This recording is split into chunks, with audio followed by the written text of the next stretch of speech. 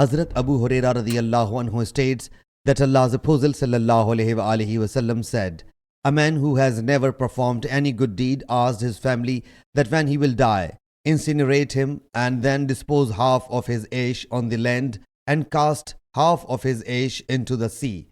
For by Allah Jalla Jalaluhu, if Allah Jalla Jalaluhu gets control of him, He Jalla Jalaluhu will mete out to severe torment to him, as He Jalla Jalaluhu will never ever award to anyone in the worlds." When he died, the people acted as per his will. Allah Jalla Jalaluhu commanded the land, so it collected all his body particles. He Jalla Jalaluhu then commanded the sea, and it collected all his body particles. He Jalla Jalaluhu then said to him, "Why did you ask the people to do so?" He submitted, "O my Lord Jalla Jalaluhu, because of fear of you. And you know well." Allah Jalla Jalaluhu whereupon pardoned him. Sahih Muslim Hadees number 6914.